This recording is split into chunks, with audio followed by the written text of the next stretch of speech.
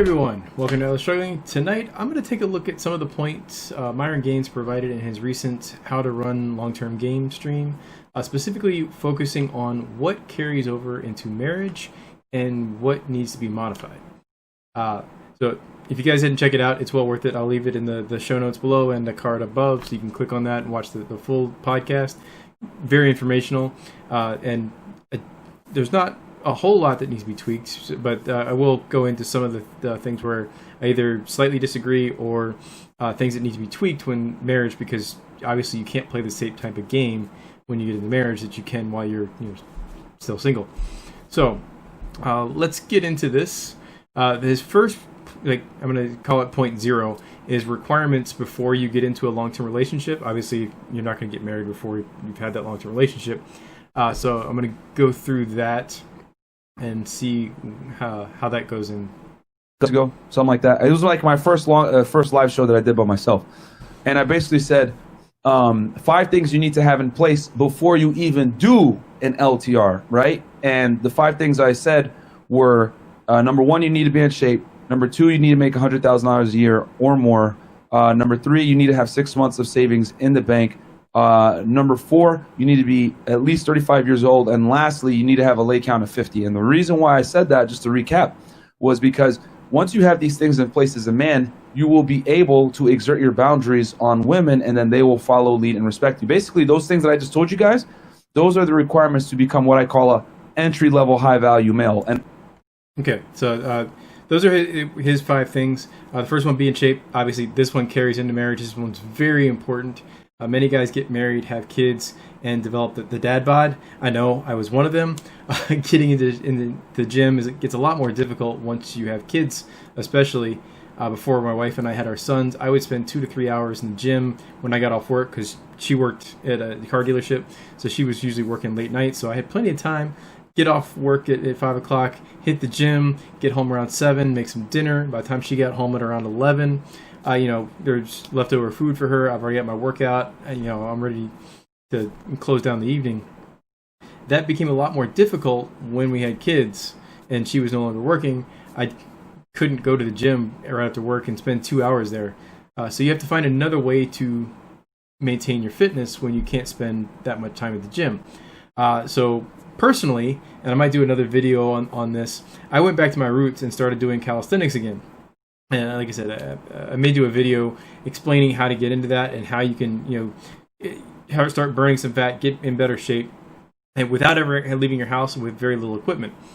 But more on that later.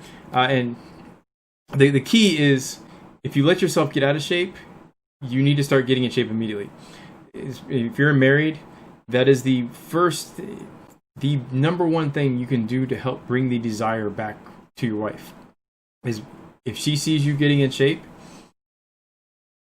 you have to start playing the dread game a little bit. And if she sees you looking better, she's going to notice other women noticing you, and that's going to bring back her desire. Again, Rollo likes to say you can't negotiate desire. This is how you start bringing it back into the fold, is you make sure that you look good, so that when your wife's out, she sees other women noticing you, which means that she wants to make sure that you are happy. Moving on to the 100K a year. Here I slightly disagree, not with the concept, but with the fixed amount. And so the reason being, 100K a year in, say, something like New York City is barely scraping by. So that wouldn't be enough. And 100K a year in some place like Boise, Idaho, is probably means you're one of the richest guys in town. So really, the amount is not what you should be focusing on. So I'll rephrase it. Really, you need to be financially independent.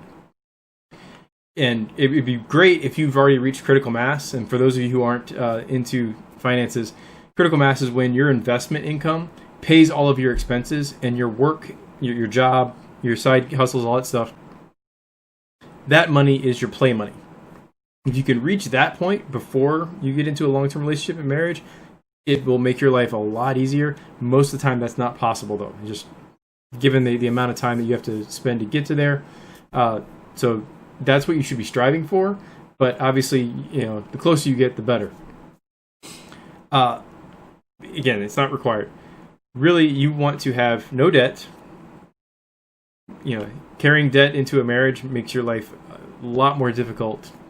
You want to have enough to cover all of your expenses. So you want to make sure your income, live within your means. Your income is higher than your expenses, and you want to have enough left over after your taxes and expenses that you can save and invest at least 20% to 25% of your net income.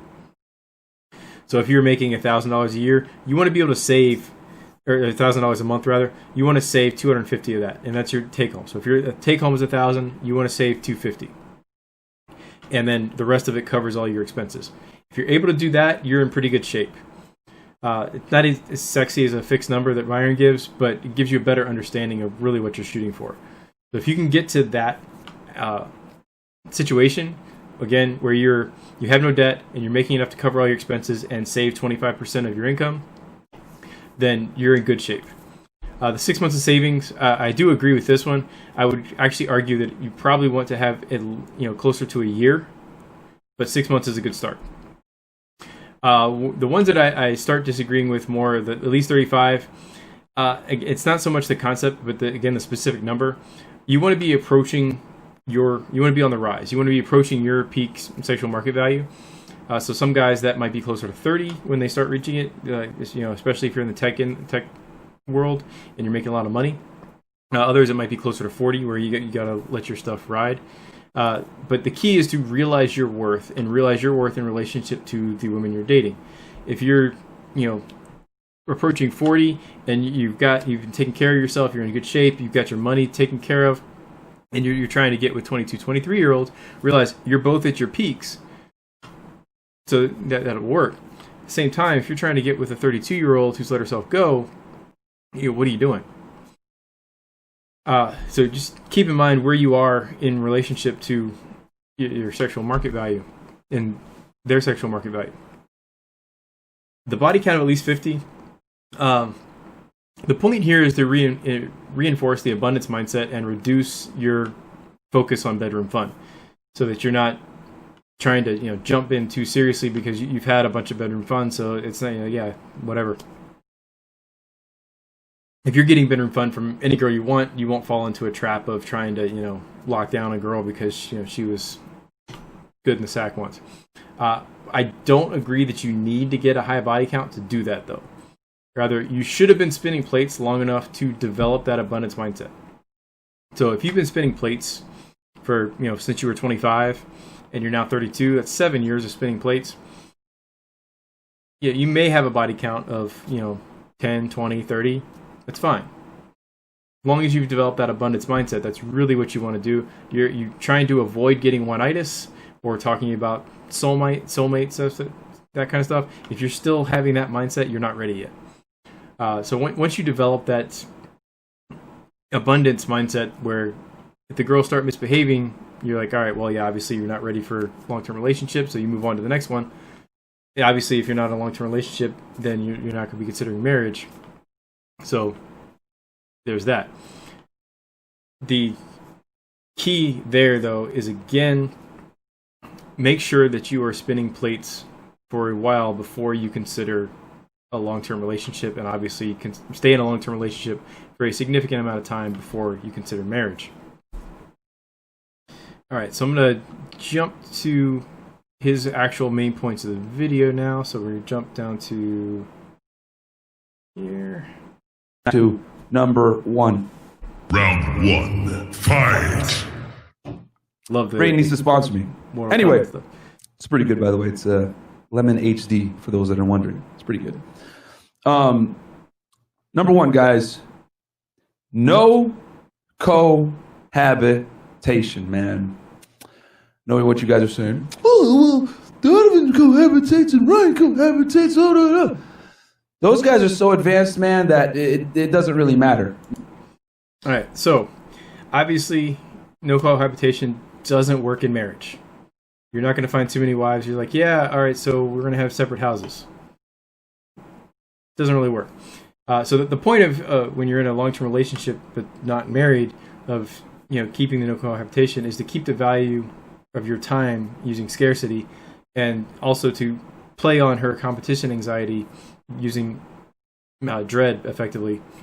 So how do you do that in a marriage? Well, this is where marriage game is basically game on hard mode. The notion of letting your wife think you might be cheating is not a really effective one.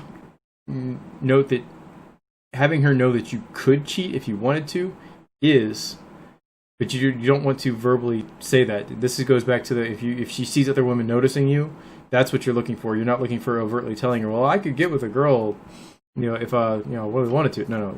She needs to see other girls looking at you when you're walking down the street going, ooh, I want to get with him. That's what you're trying to get to. So that's why you got to stay in shape. And also make sure you dress appropriately and whatnot. So obviously, spinning plates, obviously, again, doesn't work in marriage. That's, one part of the reason why marriage is game on hard mode is because you lose certain techniques that would work when you're single. Now they aren't effective because that would lead you in divorce court. So you don't want that. Abu American aside, yeah, he does just fine, but that's not the situation for most guys. Instead, you need to do two things. First, as I've already mentioned, stay in shape. Maintaining your physical appeal is a must to keep your wife's attraction to you. Second, have hobbies, preferably hobbies that either make you money and or develop a male tribe. This is how you play the dread game in marriage. Specifically, instead of competing for other women for your time, she's now competing with your hobbies and your side hustles for time. And this is the tightrope you've got to walk. You got to make sure that you aren't so scarce with your time that you basically deserted her. But at the same time, you've got to make sure that you have a drive, have a focus, and that you're doing something instead of just waiting for her. So his first point is effectively trying to make use of dread. The way he's trying to do it with being single is not effective in marriage. You got to tweak it a little bit. So moving on to his next point. That you who knows, you might be cheating. When you're out with her, at the restaurant or whatever, flirt with the waitress, man. Like, let your girl know she's replaceable at all times, man. That's okay. Again, in marriage, this is slightly different. I do agree. But you got to be, that you want to have her thinking that she's replaceable. But the way you do that is you have to, again, walk this tightrope. So you got to be careful here. You want to say you have a cute waitress. You want to be friendly with the cute waitress, who, if she's a halfway decent waitress, will be a little flirtatious with you.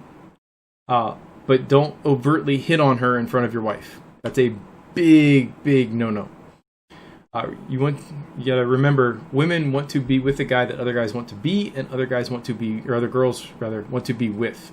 So the goal, being a little friendly with the cute young waitress, is to remind your wife that other women find you attractive, so that she goes, oh yeah, that's why I want this guy, and I gotta remind him, oh yeah, when we get home, I'm gonna make you forget about that cute waitress. So this is the dance you've got to play. You don't want to disrespect your wife while doing this. So a good way of doing it is like funny icebreakers, making eye contact, having a smile, a friendly disposition. And that's really what you're looking for here, not the pickup lines that you used when you picked up your wife. That's not what you want to do. You're not trying to overtly hit on the girl. You just want her to be a little flirtatious, a little smiley, maybe even pat you on the hand, something along those lines. Just to annoy your wife and go, oh, I can't believe that she would act like that. I'm right there. And then when you get home, she goes, trying to remind you that, yes, she's there. And that's what you're looking for. All right, so now on to his second point. That was a continuation of his first point. I believe is what it's called. So, yeah, guys, don't be dumb. Number 2. Whew, this was going to be hard. This is why I told you guys, you got to have Pokemon badges. Should really rename that, not Pokemon badges, but Pokewoman badges. Myron, feel free to take that if you want.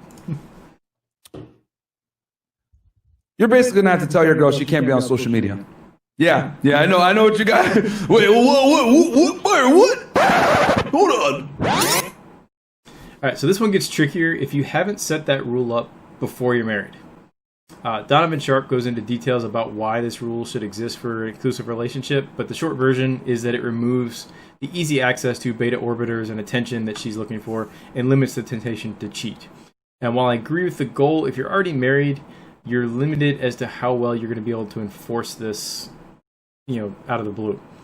So the easiest way, if you're already in a marriage, it will be to do one of the following things. Both of you delete your social media accounts. I've had family members take this approach for various reasons, not necessarily for relationship reasons, but also for work and whatnot.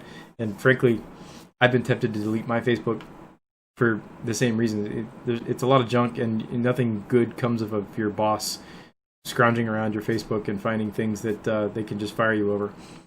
And two, ensure that you both have each other's access and credentials so you could log in at any time and see what the other's doing.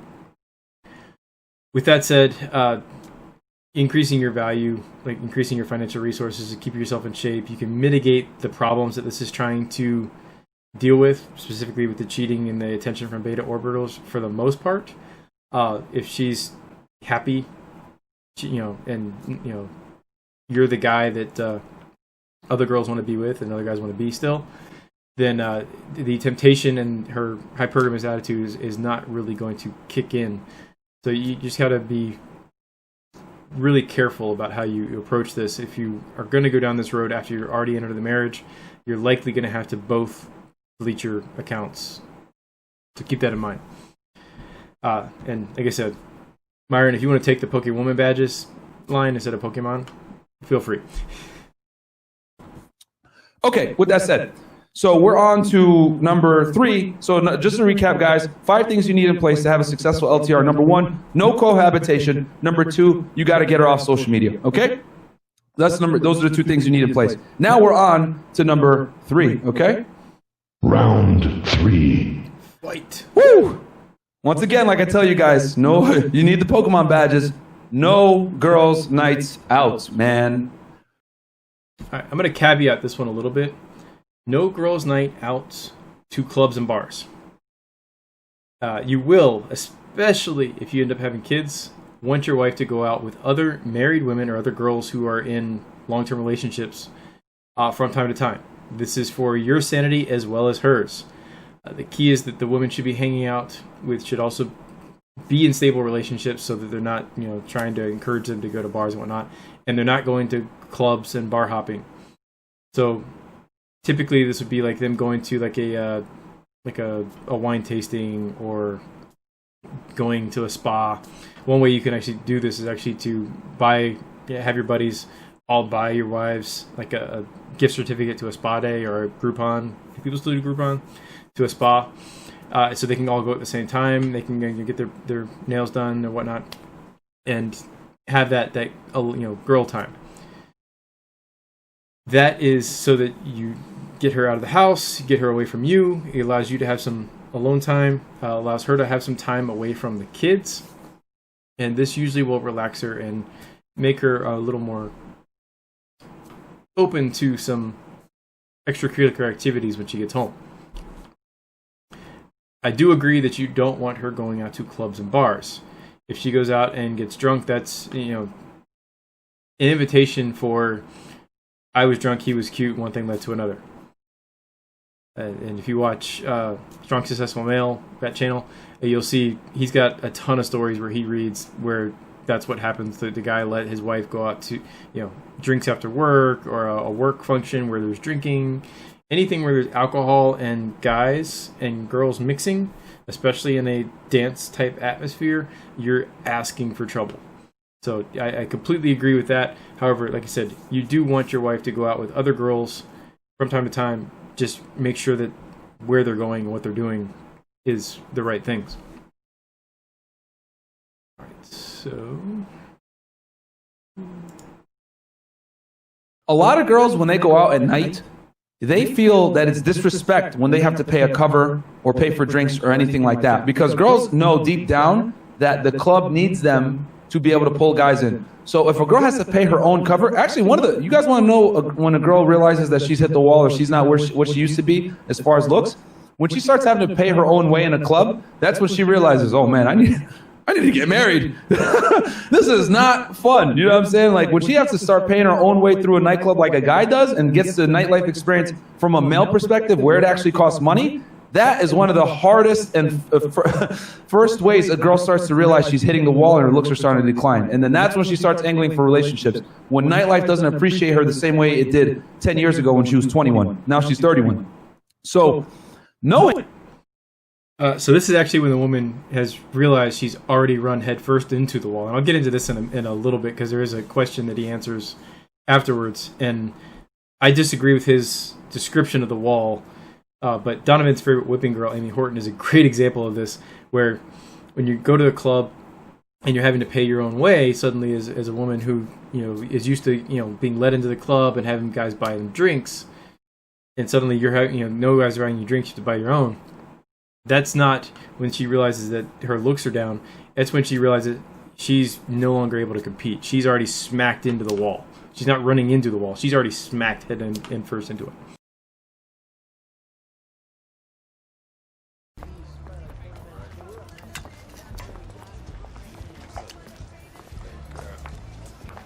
Hi. What's up? End of the line, please. Really? Yeah. Oh, come on. Look, we at capacity, okay? We'll let some people in when it clears out a little. You get right in if you go back to end of the line.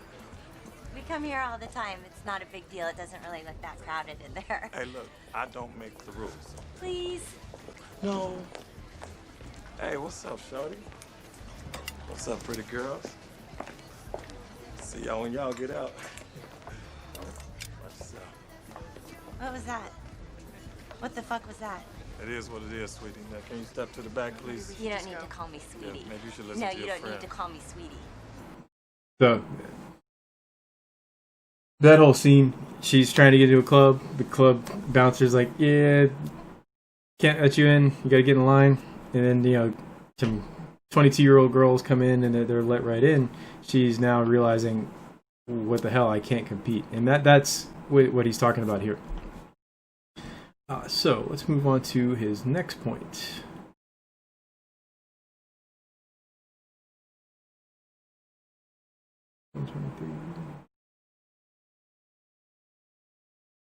Round 4.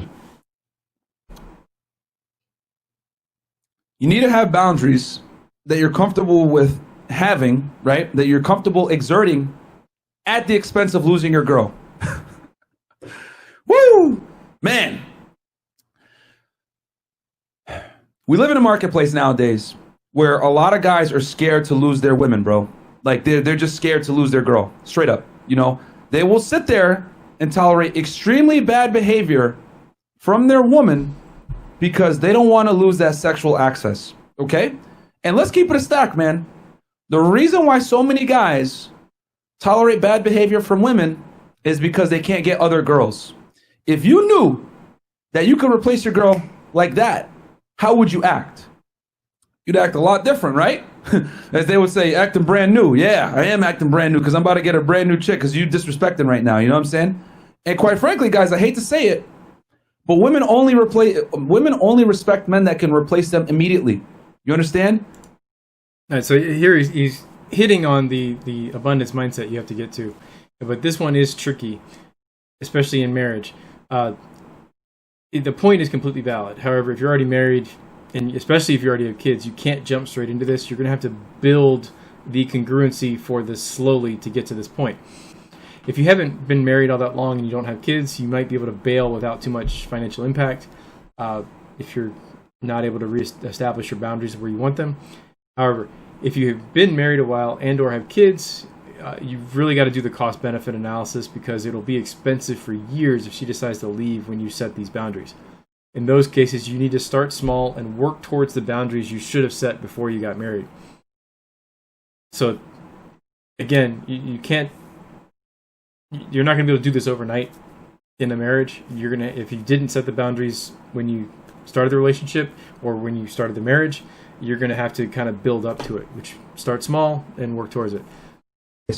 Number 5, the final one of what you need to have in place to have a successful LTR. Final round. I have to do it again. I like that sound effect so much. Continue to be the man she fell in love with in the first place. Do not change. Ever. All right. So this one point I completely disagree with, at least semantically. A man should always have a mindset of kaizen. That's a Japanese term. It means he's always looking to improve himself, continuous improvement. Improvement will naturally involve change. So, to fix Myron's point here, don't let your wife change you. If you like playing Fortnite with your boys on Friday nights and she says, I don't like you playing video games, tell her, tough, this is my time with the boys. Do not stop playing because she said she doesn't like it. In a video a few weeks ago, Donovan showed this comic, and I wish I could find it because it would be perfect here, where Bob starts dating Sarah. Sarah said she doesn't like his cartoon t-shirts, so he changes them. She says he doesn't like his long hair, so he cuts it. And then the last piece of it is she's leaving him a note saying he isn't the man she fell in love with anymore, so she's leaving. That is the point. You do not change because she tells you to change. You change to grow and improve. So that involves you setting your goals and you achieving them. You want to get in shape? You get in shape. Don't go to the gym that she tells you to go to and go to the trainer that she tells you to go to. Research what you need to do to get in shape. Go that route. So you don't want your wife to be the source of your change. You want to be the source of your change, and you don't want to change drastically. You want to change to improve. So going back to the video game thing. So let's say that you get she doesn't like you playing Fortnite, or doesn't like you playing video games. You can tell her, tough, we're playing Fortnite on this Friday. Once we get tired of playing Fortnite, we might play, I don't know, World of Warcraft or Valorant, whatever the new video game is at the time. But that's your time. You do what you want with it. If you decide that you want to give up video games and want to focus on something else, you do that, and you are the one that initiates that change. And don't tell her about it. Just do it. So if your boys decide, hey, you know what, we don't want to play Fortnite anymore on Friday nights. Instead, we want to create a company and start making widgets of our own. Make our own video game or our own app, or something that's going to do. Don't tell her about it. Just do it. And then when she asks, hey, what's going on your Friday nights, or you're with your guys? Oh yeah, we've been doing this. We're making extra cash on the side. Blah blah. She's like, wait, what? I thought you played Fortnite. Oh yeah. We played Fortnite and we got bored with that, so we moved on to this. Again, it's because you changed, not because you changed because she told you to. That's what you want to really focus in on. You don't want to let her change you. And Myron does make the point that men will change a woman into their ideal mate. A woman will change a man into something she resents and leaves the relationship. And that's what you want to avoid. So those are the 5 basic rules that Myron gives. Obviously, most of them require a little bit of tweaking for marriage. And there's a couple others that I would also add that go with marriage. Number 1 that I would add is continue your purpose. I can't tell you how many times I've seen guys who had ambitions to do things, and then they got, in a long-term relationship, got married, and never did anything with those ambitions because they got married. They just gave up on them, and they just try to coast by and wonder why. They might get a little fun a couple times a year, and they're complaining that that's it. Rollo has a whole chapter in his second book called Dream Killers, and it's not that your wife is intentionally trying to kill your ambitions. It's almost an accidental consequence of you not leading. To fix this, you create the goals, you work towards them. If your goal is to create a YouTube channel with 100,000 and get 100,000 subscribers, do it, and don't let the never-ending honeydew list get in the way. Now, that's not to say you don't do chores around the house, but there will always be 1,000 things to do around your house. Don't try and knock out that list before you start on the, whatever your ambition is. So if you need to make a video at night, make your video. When you're, got time during the day, if the yard needs to work, you do the yard work. But you don't go through and try and knock out your entire honeydew list before you get on your ambitions. You'll never get to your ambitions if you do that, because your honeydew list is never going to shrink. If you get one thing knocked off of it, 10 things get added onto it. Realize that and focus on your ambitions. Knock off the chores when they need to be knocked off and move on. Number 2. I wish I had the sound effects Myron has, because I don't have the soundboard yet. Eventually I might get one, but I don't have it yet. So number 2, or round 2, keep or find a tribe. If you don't already have a tribe, find one. If you do, make sure you keep in touch and you guys communicate regularly. I know that's hard with the whole beer bug thing going on right now, but you've got to have a group of guys that will help build yourself up. Rich Cooper likes to tell guys to join a dojo. That's one way to go. It's also a good way to stay in shape. You're kind of killing 2 birds with 1 stone doing that. But whatever you do, you find a chess club, find a squash club, a racquetball club, whatever they call it these days. Join a dojo, something where you are interacting with other guys and you have some sort of a competitive feel would be the better part of it. And if it's something that's physical, all the better. But that way you have a group of guys outside of your marriage that you can connect with, and it help you build up and have your guy time, so to speak. Number 3, keep the prayer of serenity in mind. And this one, I think, is the biggest thing that a lot of guys get choked up on. Now, if you're not familiar with the prayer of serenity, it's, Lord, grant me the serenity to accept the things I cannot change, the courage to change the things I can, and the wisdom to know the difference.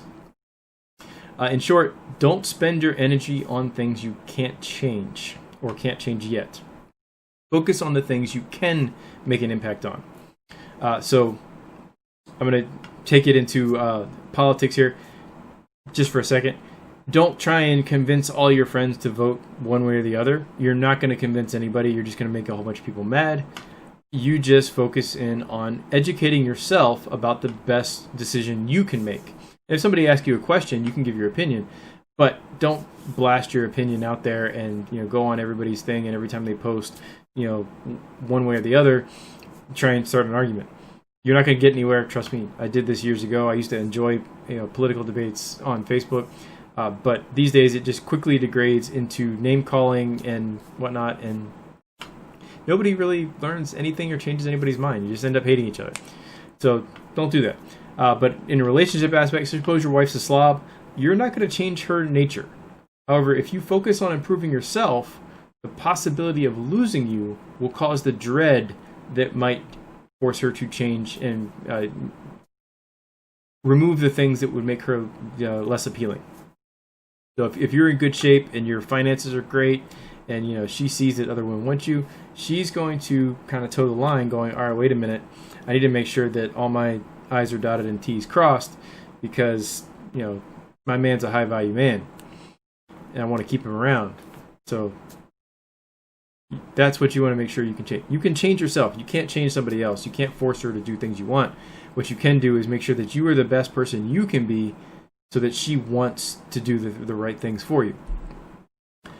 So back to Myron's stream, there's one thing that I do want to clarify. I just wanted to ask you, what age do you think women hit the wall, and what is the best age for a man to go for in terms of a woman when he turns 35? Man, that's an excellent question. I would say so obviously, guys, okay, so let's define what the wall is, because there's a lot of ways that people define it. Basically, the wall is the point at which a woman becomes older to the point that her looks are no longer able to compete with a younger generation, right? And she's not able to get the same benefits and privileges that she once got when she was younger and more beautiful, right? So I'm going to pause it real quick here. So Myron's definition of the wall is slightly different than mine, and I think it's really the focus in terminology.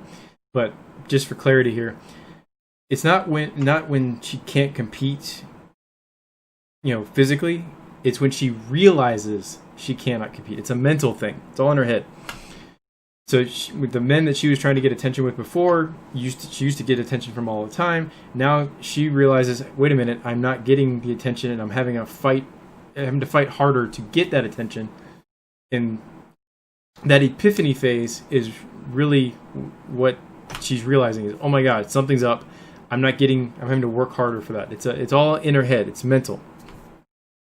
And it's also stuff that she was getting away with before. Like you saw in the video clip with the movie, they were walking up trying to skip the line.